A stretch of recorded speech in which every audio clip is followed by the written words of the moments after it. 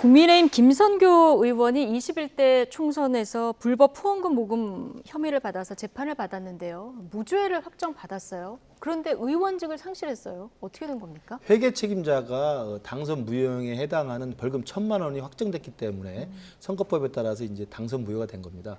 그러니까 본인의 배우자, 가족, 그리고 회계 책임자가 100만 원 이상의 벌금형을 받으면 당선 무효가 됩니다. 그래서 지금 어떻게 보면 본인인 김선교 의원은 무죄로 확정이 됐는데 본인이 같이 있었던 회계 책임자가 이 후원금 모집을 과다하게 모집했고 또 누락했고 네. 이런 것들로 인해서 벌금 1,000만 원이면 사실 굉장히 중형이거든요. 벌금 1,000만 원이 대법원에 이번에 확정이 됐기 때문에 공직선거법상으로 이제 당선이 취소가 되고 의원직이 상실된 거라고 볼 수 있고요. 어떻게 보면 사실 본인 입장에서 억울하다고 볼 수가 있죠. 그러나 이제 회계 책임자도 그 국가에서 볼 때, 법으로 볼 때는 본인과 똑같은 한 몸으로 보는 것이기 때문에 아마 그런 식의 입법 취지에 따라서 이번에 당선 무효형이 확정된 것으로 보입니다. 지금 뭐 내년 총선이 4월이니까 임기가 1년 미만이라서 이건 공석으로 내년 그대로 유지가 되는 거죠. 공석으로 네. 유지가 되는 거죠. 자, 오늘 또 직위 상실된 분이 또 한 분 계신데요. 많이들 기억하실 텐데 김태우 문재인 정부 당시의 청와대 특별감찰관, 지난해 지방선거에서 강서구청장에 당선이 됐죠.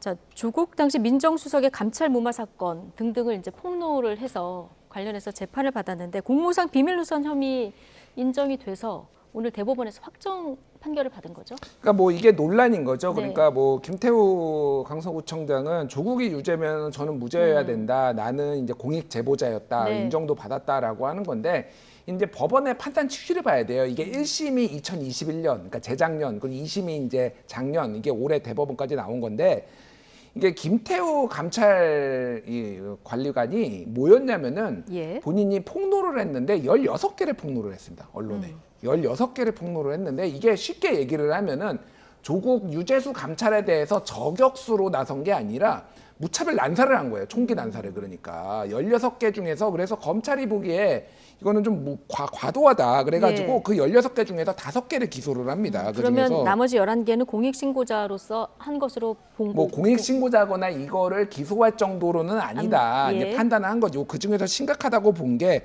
뭐 우윤군 주 러시아 대사 금품 수수 의혹. 그리고 뭐 특감반 첩보 보고서 뭐 예. 이를테면 김상준 철도 시설공단 뭐 이사장 비위 첩보 뭐 이런 거를 한 게 이게 공무상 뭐 누설을 한 것이고 실제 이게 사실로 확인이 안 된 것들이 많은 네. 거예요. 그러니까 이거를 첩보 단계에서 이렇게 다 해버리면 그 사람들의 명예도 문제가 되는 거잖아요. 그래서 1심에서 공익성이 어느 정도는 인정이 되지만 이건 너무했다 해도 너무했다라고 해서 1심에서 유죄. 그리고 윤석열 정부 때인 2심에서도 유죄, 그리고 3심에서도 법원 대법원까지 유죄가 나온 거예요. 그래서 본인이 억울할 수도 있지만은 정교하게 해야 된다라는 거예요. 아무나 본인이 정의라고 해가지고 막 질렀다가 이런 식으로 억울한 게 피해를 본 사람도 있기 때문에 이 부분에 있어서는 억울할 수도 있지만 본인이 좀 성찰을 하셔야 될 것 같아요. 공익신고에 어떻게 보면 좀 교훈이 될 수도 있는 이런 부분인데 여기는 임기가 많이 남았기 때문에 보궐선거 치러야 되는 거죠? 빠르면 올해 11월인데 아마 내년 4월에 올해 10월에 10월에 치릅니까? 예, 네, 그래서 올해. 지금 우리 당으로서도 강서구청장 보궐선거 굉장히 중요한 선거가 될 겁니다. 알겠습니다. 자, 오늘 두 분 말씀 여기까지 듣겠습니다.